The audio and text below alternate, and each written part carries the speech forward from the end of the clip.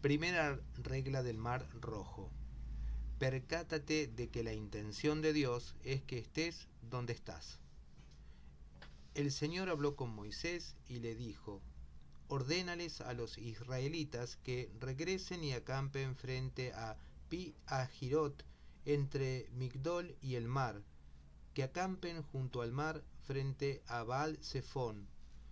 Éxodo 14, versículo 1 y 2. Callejones sin salida.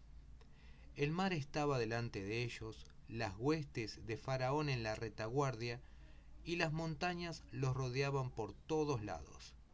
Tengamos en cuenta que todo eso fue permitido y ordenado por Dios. C. H. Mackintosh.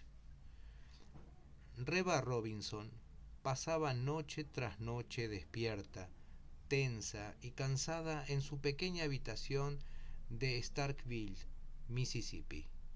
Su imaginación era desenfrenada, mientras que sus dedos apretaban fuertemente una camiseta vieja de su hijo que aún tenía el olor de su perfume. Él estaba enfrentándose con la muerte en algún lugar extraño, aunque ella no sabía dónde, por qué razón, cómo, ni a manos de quién. Dillon era un marine asignado a una unidad de comando encubierto.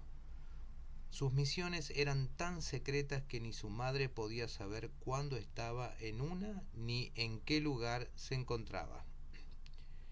Pero sus instintos maternos siempre le hacían saber cuándo estaba en peligro. Y en esos momentos ella oraba fervientemente por Dillon noche y día. Sin duda había estado orando la noche cuando él tuvo que nadar 10 millas desde un submarino hasta la costa de un país hostil. Había estado orando el día en que saltó de un helicóptero en paracaídas en medio de una lluvia de balas, con sus ojos cegados por las lágrimas, para sacar el cuerpo de su compatriota muerto. Había estado orando la noche en que un terrorista le puso una pistola en la cara y jaló el gatillo. Y quizás fueron sus oraciones lo que hicieron que la pistola se encasquillara, de manera que Dillon tuviera el instante necesario para resolver el problema y escapar. A pesar de los temores nocturnos, los terrores y tormentos, ella continuó orando hasta vencer. Cuando al final Dillon regresó a casa, era un héroe cuya valentía no podría ser explicada. Tendría que mantenerse en secreto y no podría ser honrada. No podía contarle a nadie sus hazañas ni buscar quien le ayudara a procesar sus traumas. Así que trató de pasar de ser un héroe a ser un individuo común y corriente, pero la vida se le hizo muy lenta, como si fuese a paso de tortuga en un pueblito. Por eso comenzó a frecuentar los bares para tratar de no recordar aquello que no podía olvidar. Reba seguía orando. Como la mamá de Dillon, a veces pasamos por periodos largos de dolor y presión, atrapados por las circunstancias, heridos, con miedo, enfrentando probabilidades que parecen imposibles, atravesando valles largos y oscuros. Algunas circunstancias van más allá de nuestro control, de modo que algo tan simple como el timbrado de un teléfono, una tarjeta en el correo o un toque en la puerta pueden hacernos perder nuestra estabilidad y caer en un mundo de preocupación. Alguien dijo que la preocupación era como un goteo de temor que deambula por la mente, creando un canal por el cual fluyen los demás pensamientos. El predicador John R. Rees dijo: preocuparse es poner signos de interrogación donde Dios ha puesto puntos. El obispo Fulton J. Sheen dijo: La preocupación es una forma de ateísmo porque revela una falta de fe y confianza en Dios. Pero para algunos de nosotros, la preocupación es tan natural como el respirar. Después de todo, en la Biblia se nos compara con ovejas. Yo tengo un pequeño rebaño, 3 ovejas, que viven contentas en nuestro amplio patio. Están bien acorraladas y alimentadas, no tienen nada que temer, pero algunas veces tienen miedo de todos modos. Y pueden salir disparadas de temor ante un pequeño conejo que pasa saltando por el pasto. Esa no es una cualidad que el Señor admire en sus ovejas. Él quiere que digamos, aunque ande en valle de sombra y de muerte, no temeré mal alguno. No hace mucho, sonó el teléfono a altas horas de la madrugada. Era mi hermana Ann, que llamaba para decirme que mamá se había enfermado y que la estaban llevando deprisa al hospital, pero que no había mucha esperanza. Ann me sugirió que regresara a casa de inmediato. Ese fue un sacudón terrible. Un temor espantoso se apoderó de mí. Pero en ese mismo instante un versículo de las Escrituras llegó a mi mente. Salmos 116, 15. Estimada es a los ojos de Jehová la muerte de sus santos. A partir de este momento cayó el pánico que me había invadido y tuve paz. Sin embargo, en otras ocasiones el temor no suelta su tenaz agarre tan fácilmente. Después de todo, ¿cómo no preocuparte cuando tienes un hijo que es un soldado que ha sido puesto secretamente en una situación mortal en algún lugar del mundo? ¿Cómo no preocuparte cuando tus gastos sobrepasan tus ingresos y los acreedores te están llamando? ¿O cuando tu portafolio financiero está desplomándose? ¿Cómo no preocuparse cuando a un ser querido le han diagnosticado cáncer? ¿Cómo no preocuparse cuando cancelan tu trabajo, cuando tu hijo está afligido o tu vida está en peligro? En otras palabras, ¿cómo no preocuparte cuando el mar rojo está frente a ti, el desierto te rodea y los soldados egipcios vienen a toda carrera hacia ti con sus espadas desenvainadas? Pregúntale a Reba Robinson, cuando aceptó en medio de su ansiedad que Dios la había puesto en esa situación, aunque era difícil. Comenzó a convertir sus preocupaciones en oraciones y sus temores en fe. Ella oraba fervientemente por su hijo, con la confianza de que Dios iba a invertir, redimir, ayudar y sanar. En un punto crítico de la vida de Dylon, un amigo lo invitó a un culto de avivamiento en una iglesia cercana. Fue de mala gana, con la intención de salir disparado en cuanto el servicio terminara. Pero el mensaje le llegó directo al corazón esa noche, y cuando hicieron el llamado al altar, Dylon se agarró fuertemente de la parte trasera de la banca como si estuviera tratando de asfixiarla. Ningún terrorista lo había perseguido antes como lo estaba haciendo el sabueso celestial. Luego admitió: yo me he enfrentado a la muerte sin temblar. Pero esa noche temblaba como una hoja. Tambaleó hasta el altar con los ojos llenos de lágrimas esa noche. Un héroe musculoso y sin gloria cayó de rodillas y recibió a Jesucristo como su Señor y Salvador. En la historia del Mar Rojo, los israelitas seguían la nube de fuego con mucho cuidado, entusiasmados con su nueva libertad, llenos de emoción por el futuro. Sin embargo, Dios los guió a propósito a un callejón sin salida, entre las montañas hostiles, al borde de un mar sumamente profundo, como para vadearlo, y demasiado ancho para cruzarlo. lo que sin lugar a duda implica Éxodo 14, 1, 2, es que el Señor asumió la responsabilidad de guiarlos al peligro. Él les dio instrucciones específicas, paso a paso, que los llevaron aparentemente a la ruina. Den la vuelta y acampen ahí, adelante del mar que los puede entrampar. Sí, ahí, en ese lugar imposible. A veces el Señor hace lo mismo con nosotros. Para probar nuestra fe nos guía al dolor, para enseñarnos sabiduría, para mostrarnos sus caminos.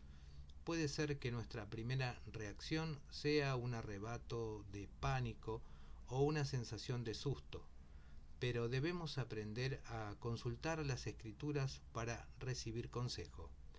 Así que respira profundo y recuerda el secreto más profundo de la vida cristiana. Cuando te encuentres en un lugar difícil, percátate de que el Señor te puso ahí o permitió que estés ahí por razones que quizás solo Él sabe por ahora. El mismo Dios que te guió dentro de esa situación te guiará para que salgas de ella. Si te encuentras, Él conoce su camino aun cuando por el momento nosotros no lo sepamos. J. I. Packer. Cuando nos encontramos en una situación difícil, toda nuestra perspectiva cambia al darnos cuenta que el Señor nos ha puesto ahí o ha permitido que estemos así por razones que quizás solo Él sepa en el momento. Russell y Darlene Deibler llegaron a Nueva Guinea para trabajar por Cristo en la selva, el 18 de agosto de 1938, la fecha de su primer aniversario de matrimonio.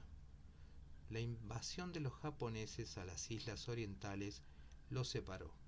A Russell lo internaron en un campo de concentración donde murió.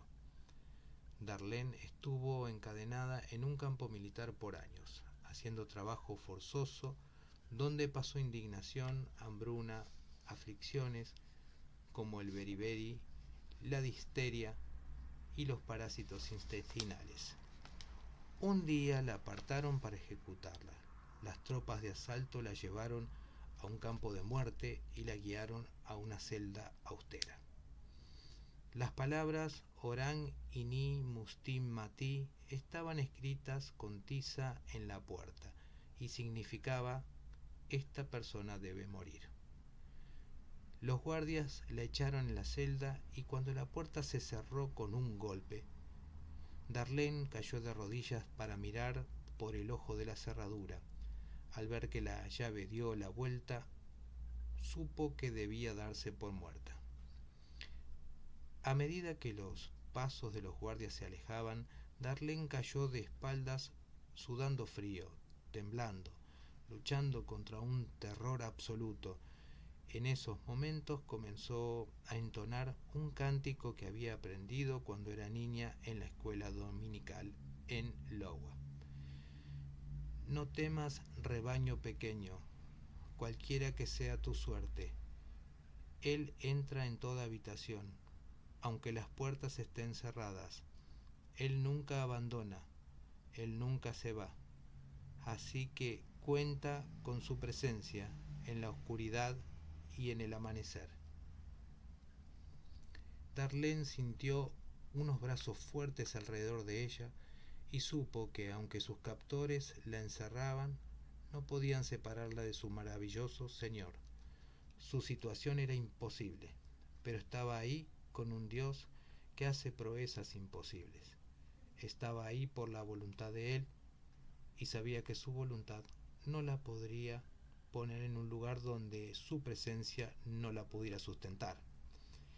Esa seguridad la sostuvo a través de tiempos imposibles y preservó su vida a pesar de que todo parecía estar en su contra. Piensa en esos hombres y mujeres que no por su propia culpa fueron acosados con desgarradoras dificultades mientras trataban de seguir a Dios.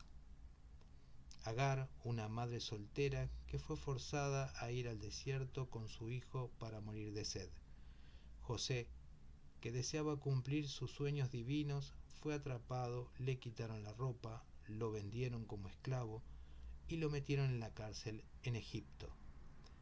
Moisés se encontró atrapado entre el esplendor de la realeza egipcia y la ingrata aflicción con el pueblo de Dios. David, después de haber sido ungido por Samuel, fue perseguido por las tropas israelitas. Ezequías, que buscaba avivamiento, fue atrapado por el ejército más poderoso de la tierra, que estaba empeñado en aniquilar a su pueblo. Los discípulos de Jesús, obedeciendo su orden, navegaron en el mar de Galilea y se encontraron con una noche llena de terror, con tormentas y olas.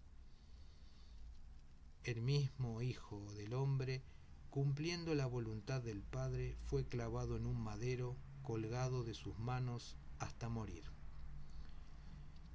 Los apóstoles recibieron latigazos cuando predicaban de él crucificado.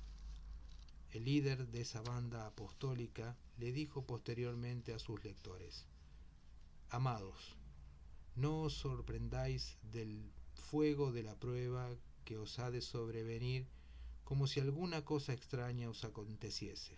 Primera de Pedro 4:12. En otras palabras, los cristianos no debemos sorprendernos cuando nos encontremos atrapados en situaciones dolorosas, aterradoras o imposibles, cuando estemos buscando hacer la voluntad de Dios. La vida es difícil, especialmente para los cristianos. Tenemos un enemigo que ha decidido devorarnos. Jesús nos advirtió: en el mundo tendréis aflicción. Juan 16:33. Luego añade: pero confiad, yo he vencido el mundo. Dios permite que nuestra fe sea probada y que los problemas se nos amontonen. A veces parece que es más de lo que podemos aguantar, pero Cristo puede cargar con ellos. El primer paso hacia las aguas divididas es recordarnos a nosotros mismos con frecuencia que el Señor nos ha puesto en ese lugar difícil, o ha permitido que estemos ahí por una razón que quizás solo Él sabe. Con frecuencia me he preguntado por qué le dio esclerosis múltiple a mi esposa, precisamente cuando nuestros hijos comenzaban a dejar el nido. Teníamos la esperanza de pasar la última parte de nuestro matrimonio disfrutando de actividades con las cuales habíamos soñado por mucho tiempo, como viajar, jugar al golf, actividades que ahora se hacían difíciles o imposibles. Las dificultades de mi esposa son mías, por lo que de vez en cuando tengo la tentación de preguntar ¿por qué? Pero Dios tiene un propósito y, como lo dijo el compositor de himnos William Cowper, Dios es su propio intérprete y hará que las cosas sean claras. Del himno Good Move in Mysterious Way. Años atrás encontré este poema sin autor en un pequeño volumen por Raymond Edman titulado Las disciplinas de la vida. Cuando Dios quiere ejercitar a un hombre y emocionar a un hombre y habilitar a un hombre para que juegue el rol más noble, cuando Él anhela con todo su corazón crear a un hombre tan grande y valiente, para que todo el mundo se quede asombrado, obsérvese sus métodos, obsérvese la manera en que lo hace, cómo perfecciona sin compasión a aquel a quien escoge con nobleza, cómo lo martillea y lo hiere, y con poderosos soplos lo convierte en muestras de barro que solo Dios entiende, mientras que su torturado corazón clama y levanta manos suplicantes. cómo dobla pero nunca quiebra cuando su bien emprende, cómo usa a quien elige y con cada propósito lo alea, con cada acto lo provoca a probar de su esplendor. Dios sabe lo que hace. No hay errores en el plan de Dios. Jesús todo lo hace bien. A. W. Tozer dijo: para el Hijo de Dios no hay accidentes. Él viaja por su camino predeterminado. Ciertamente, parece que le suceden accidentes y que el infortunio lo acosa, pero esos males aparentan ser accidentes y van a parecerlo solo porque no podemos leer el guión secreto de la providencia escondida de Dios. Esta idea se resume en un incidente en la vida del pastor sudafricano Andrew Murray, que una vez se enfrentó a una crisis terrible. Tomando compostura en su estudio, se sentó por un tiempo en quietud, en oración y meditación. De inmediato su mente voló hacia su Señor Jesús. Tomó su lapicero y escribió lo siguiente en su diario: primero, Él me trajo aquí. Es por su voluntad que estoy en este aprieto. Descansaré en este hecho. Lo siguiente, Él me mantendrá aquí en su amor y me dará la gracia para portarme como su hijo. Luego, Él hará que esta prueba sea una bendición, enseñándome las lecciones que quiere que yo aprenda, y obrará en mí la gracia que Él desea otorgarme.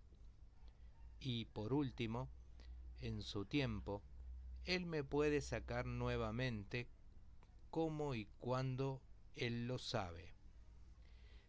Déjenme decir que estoy aquí, primero porque Dios así lo decidió, segundo bajo su cuidado, tercero entrenado por Él, cuarto para su tiempo. ¿Has experimentado el poder de Dios en el pasado? ¿Has experimentado su perdón? ¿Has disfrutado de su presencia? Aquel que te ha cargado hasta aquí no te dejará caer en estos momentos.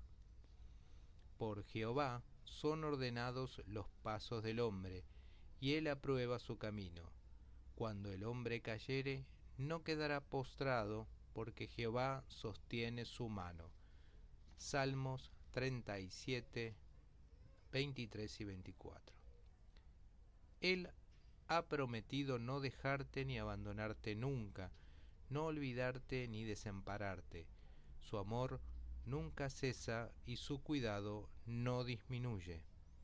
Si te encuentras en un lugar difícil, recuerda que estás ahí porque Dios así lo decidió, bajo su cuidado, siendo entrenado por Él y por un tiempo específico.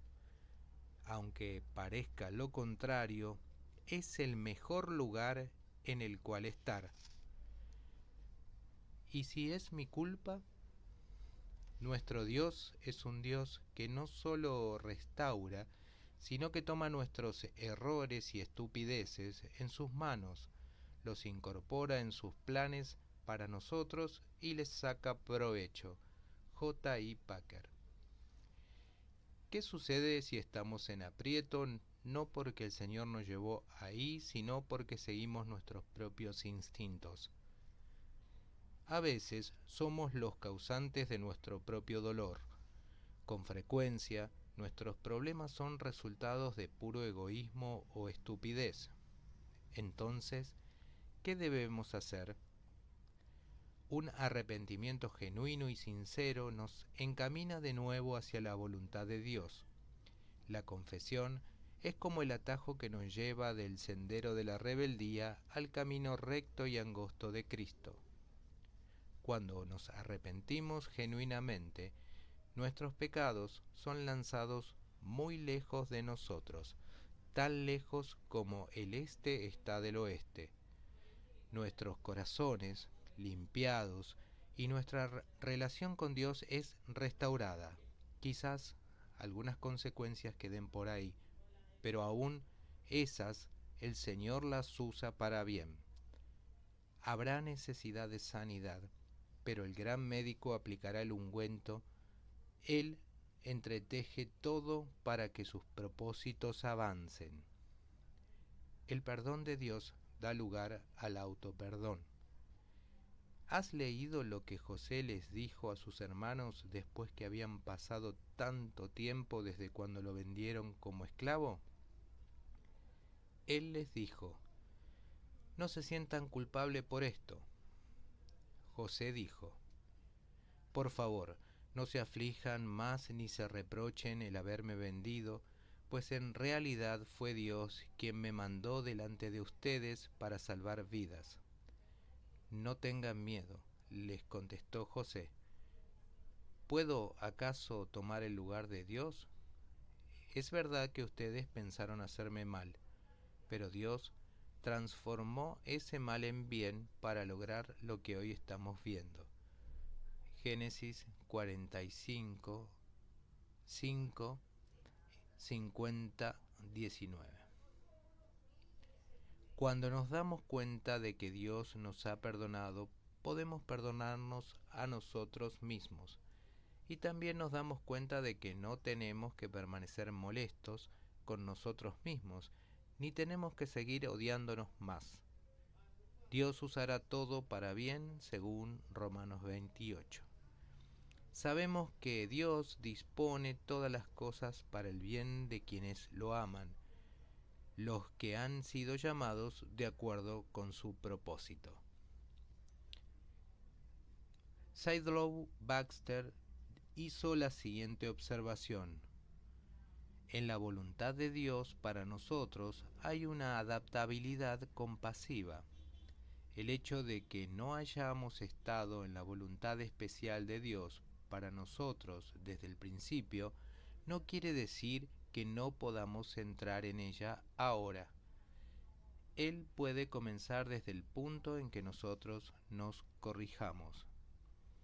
Después de una confesión y arrepentimiento genuino, podemos comenzar donde estemos con la primera regla del Mar Rojo. Recuerda que Dios en su providencia predominante ha permitido que te encuentres en el lugar donde estás en este momento. Un antiguo comentarista de Éxodo 14 dijo: cuando Dios acomoda nuestra posición, debemos tener la certeza de que es una posición sabia y benéfica, aun cuando en nuestra terquedad y obstinación elegimos una posición. Él, con su gracia, puede desestimar nuestros errores y hacer que las influencias de las circunstancias que nosotros mismos elegimos obren para nuestro beneficio espiritual. Confía en Él. Él aún puede abrir un camino.